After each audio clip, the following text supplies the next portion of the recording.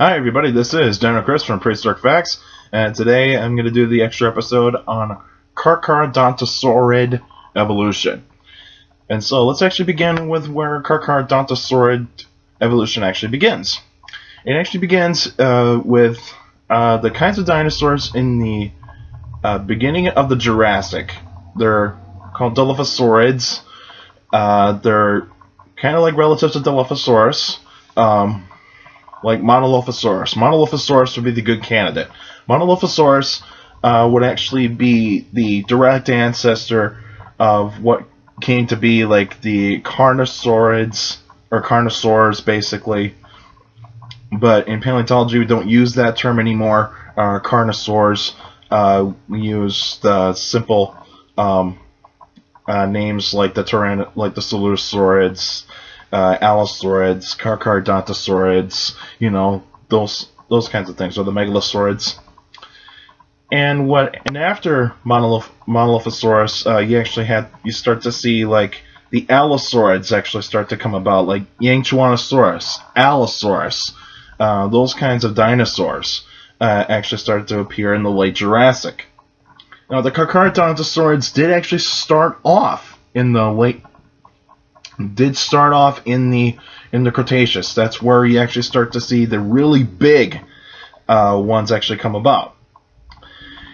And when you actually look at it, you actually start to see the really close relatives of Carcharodontosaurids, like Acrocanthosaurus, Neovenator, those types of dinosaurs, those types of predatory dinosaurs that you actually see, because Carcharodontosaurids are mainly technically pretty much kind of actually in the southern hemisphere type of continents, like South America, Africa, India, Antarctica, and Australia, those kinds of places. But Carcharodontosaurids never really totally got to Australia. But even though there's some evidence to support that some Carcharodontosaurids did actually manage to evolve in North America, but they died out really quick. But basically, in South America and Africa, Carcharodontosaurids actually dominated. They dominated the landscapes there. Like Carcharodontosaurus is pretty much one of the first Carcharodontosaurids. But even though they did live since it actually lived in Africa, basically northern Africa, in its other competition technically Spinosaurus could be its competition, but even though it really wasn't, because Spinosaurus is a specialist in terms of actually that it ate only fish and probably small dinosaurs that actually came around on the shore. And with Carcharodontosaurus actually hunted big things. It actually hunted the sauropods that actually lived around there, and also Ouranosaurus would actually be a common prey for Carcharodontosaurus.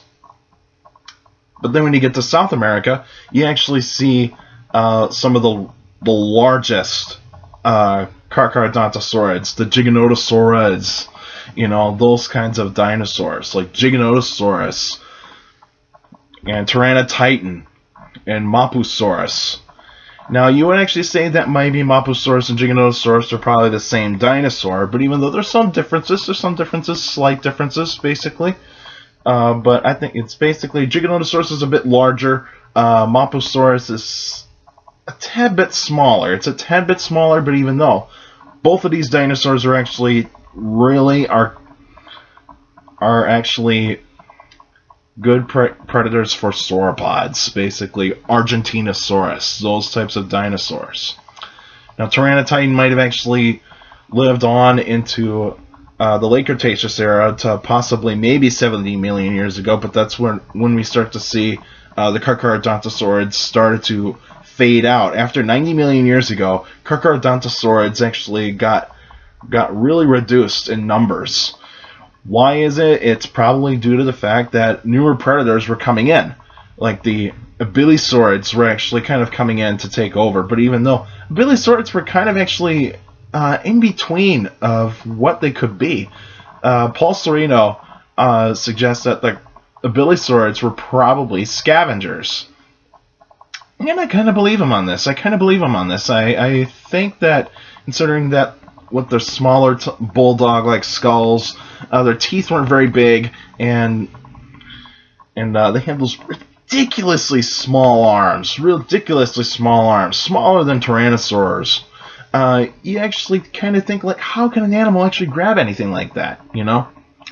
But with Carcharodontosaurid, what they really did was attack big things. That's what they were really attacking. It's the sauropods is what their main prey source was. Is pretty much just slicing off chunks of flesh from the legs and probably the neck of sauropods.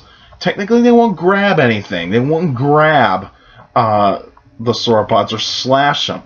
If anybody's ever seen Monsters Resurrected, about Acrocanthosaurus, you actually kind of get the idea of why Carcharodontosaurids didn't use their arms to actually make wounds. That's not what they're really made for. It's because they use their teeth to actually kill their prey, take down their prey. It's because it has very limited arm movement. We can move our arms in numerous kinds of ways. Whereas Carcharodontosaurids and most theropods, they had very limited mobility in their arms. Like Acrocanthosaurus, it basically pushing its arms forward and back. It can only go like at a 15-degree angle.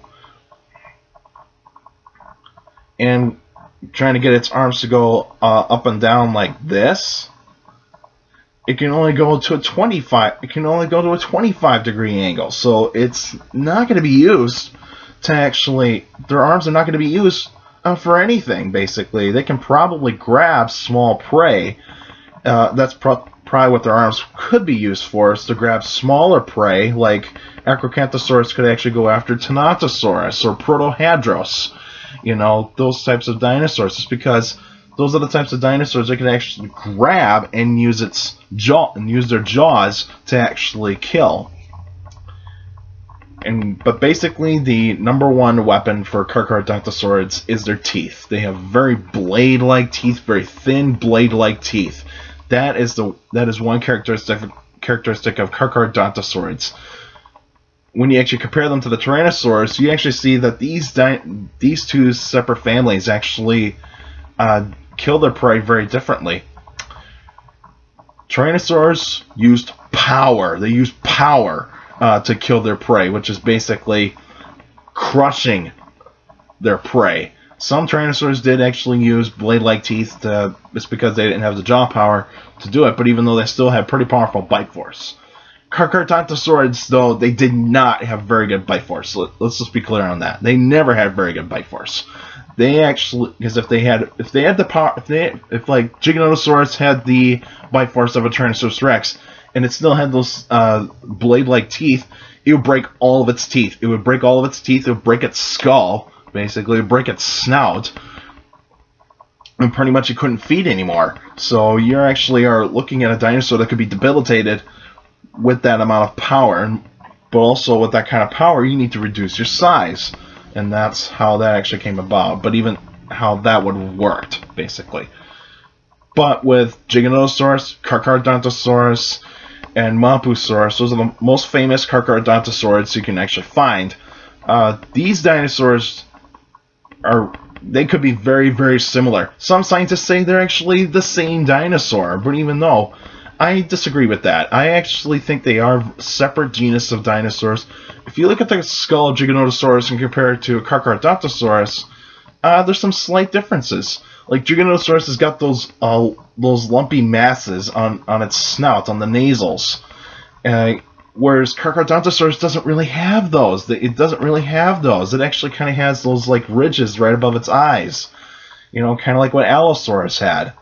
But I think Carcharodontosaurus was kind of more closely related to the Allosaurids than Giganotosaurus or Mampusaurus, because you actually tend to see some differences there. But even though they did come from the same families. But even though Carcharodontosaurids, their extinction was basically environmental changes and also newer predators and new prey. And also when the seas started to started to rise. They lost the landscapes that they needed to actually hunt down their prey, like the floodplains that sometimes they lived and hunted. They would have probably been gone, and they would have had to force to move up into higher ground, which they probably would never have adapted to, and so they probably couldn't adapt to the ability to adapt to higher elevation and all that. But also, another thing about Carcharodontosaurids is that they have a very small brain. They have a small brain compared to other theropods. When you actually look at Carcharodontosaurids, where they probably fit in the IQ scale of dinosaurs, they're probably on the low scale. They probably relied more on instinct a little bit more than what, like, the Dromaeosaurs or the early Allosaurids or otherwise the Tyrannosaurs. The Tyrannosaurs they had the better IQ of the bigger dinosaurs, of the bigger theropods, basically. So what you see here is that in the Cretaceous, when the late Cretaceous started to come about, you start to see basically an evolutionary race for brain power. That was basically the thing here, is brain power became more important than size and brawn. And so Giganotosaurus, I think they were probably not very fast at all. I think they probably would have reached speeds up to 20 miles per hour, and that would have been it. Like Giganotosaurus, Carcharodontosaurus, those dinosaurs, they were probably slimmer than Tyrannosaurus rex in terms of like how they probably might have moved a little bit more. They're probably a bit agile, but even though Tyrannosaurus rex is a smaller dinosaur, and also probably actually had the better agility. So, and with Carcharodontosaurids, they still have very good senses, like a good sense of smell, good sense of hearing, but their eyesight is more on towards side to side.